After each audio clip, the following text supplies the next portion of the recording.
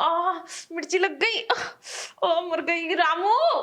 अरे मालकिन, क्या हो गया? ये आपने क्या कर लिया? अरे मिर्ची लगा ली मैंने। अरे मालकिन, कहाँ लगा लिया आपने मिर्ची? दिखाइए। ऐसी जगह पे लगे तो मैं दिखा नहीं सकती ना। अरे तो मालकिन, जब तक आप दिखाएंगे नहीं तो मैं साफ कैसे करूंगा? और आप एक बात बताइए, आप किचन में क्या कर रही थी जब मैं हूँ घर में तो?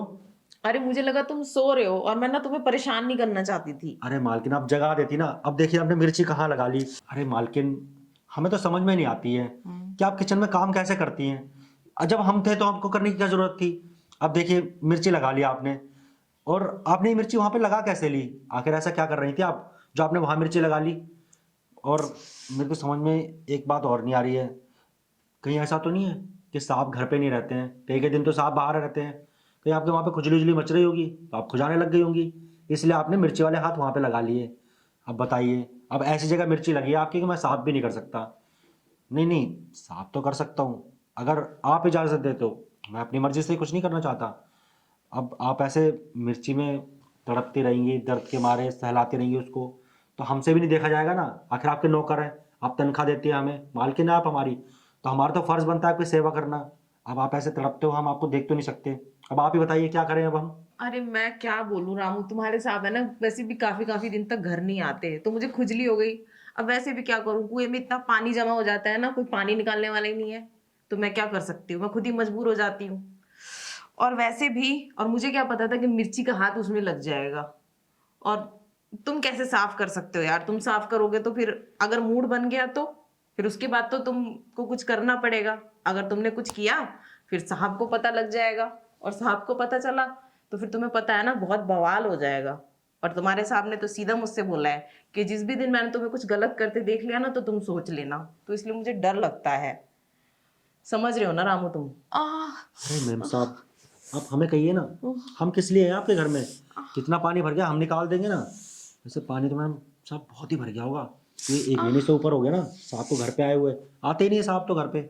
एक तो पहली बात है ना, तुम्हारे साहब इतने इतने दिन घर पे नहीं रहते, और ऊपर से तुम्हें पता है मैं कितनी सारी गर्म चीजें खाती हूँ, उसकी वजह से मेरे शरीर में गर्मी भर जाती है।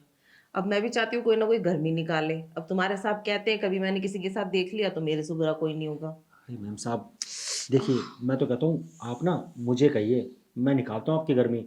और घर की बात ना घर में रहेगी, साहब को कौन बताएगा? घर में सीसीटीवी कैमरा भी नहीं लगा हुआ। अब अच्छा। हाँ, साहब को कभी पता नहीं चलेगी ये बात। पर मुझे डर लग रहा है अगर तुम्हारे साहब को पता लग गया तो। अरे मैम साहब, कैसे पता लगेगा? आप बताएंगी क्या साहब को? आप तो नहीं नहीं, बताएंगी ना। मैं तो नहीं तो बताऊंगी। फिर मैं भी नहीं बताऊंगा, और इससे आपका पानी भी निकल जाएगा, और आपकी ये खुजली है ना वो भी हम अच्छे से साफ कर देंगे। अच्छा, हाँ, तो चलो फिर देर किस बात की है। बात तो आप सही कह रही हैं मैम साहब, अंदर तो जाना ही पड़ेगा, क्योंकि अब हम ना आपकी बातें सुन के बेचैन हो गए हैं। हमारी बेचैनी अब आप ही ख़त्म कर सकती हैं। तो बताइए ना, चलिए अंदर, आपकी खुजली मिटाता हूँ। और जो मिर्ची लगी थी ना वो भी अच्छे से साफ कर देंगे रगड़ रगड़ के। क्या सोच रही हैं? तुम्हारी बातें सुन के ना मेरी भी जवानी में आग लग गई है, और मैं भी बेचैन हो गई हूँ, और मैं सोच रही हूँ ना कि शुभ काम में देरी कैसी। तो चलो अंदर चलते हैं, और आज तुम मेरी प्यास बुझा दो और मैं तुम्हारी प्यास बुझा देती हूँ। और रही तुम्हारे साहब की बात, ये बात हम दोनों के बीच रहनी चाहिए, तुम्हारे साहब को कुछ नहीं पता चलना चाहिए। पता चला ना तो खामा का तुम्हें पता है, तुम्हें नौकरी से निकाल देंगे और मुझे इस घर से निकाल देंगे, और इस घर की सारी प्रॉपर्टी मुझे हड़पनी है, समझे? तो तब तक ये राज किसी को पता नहीं चलना चाहिए और हम दोनों के बीच रहना चाहिए, समझे? अच्छा मैम साहब, तो आपको ये सारी प्रॉपर्टी हड़पनी है साहब की? हाँ। अरे इसलिए तो मैंने उस 40 साल के बुढ़े से शादी की। तुम्हें क्या लगता है मेरा दिल आ गया होगा उस पे? मैं क्या कहता हूँ मैम साहब, आप ना साहब से ये सारी प्रॉपर्टी अपने नाम पे करवा लो, फिर आप मुझसे शादी कर लो। मैं तो जवान भी हूँ, खूबसूरत भी हूँ, आपको ना खूब खुश रखूंगा मैं। अच्छा, पर रामू, पर ये सही रहेगा क्या? हाँ मैम साहब, क्यों नहीं सही रहेगा? आप सोचिए, अभी आपकी उम्र ही क्या है, और मैं भी देखिए अभी ज़्यादा उम्र का नहीं हूँ। वैसे मैं सोच तो रही थी उस बुढ़े के लुढ़कने के बाद है ना किसी अच्छे खासे जवान लड़के से शादी कर लूंगी, और उससे तो मैंने वैसे भी प्रॉपर्टी के चक्कर में शादी की है। तो बस प्रॉपर्टी आपके पास है ही, हम्म। आप मुझसे शादी कर लीजिए।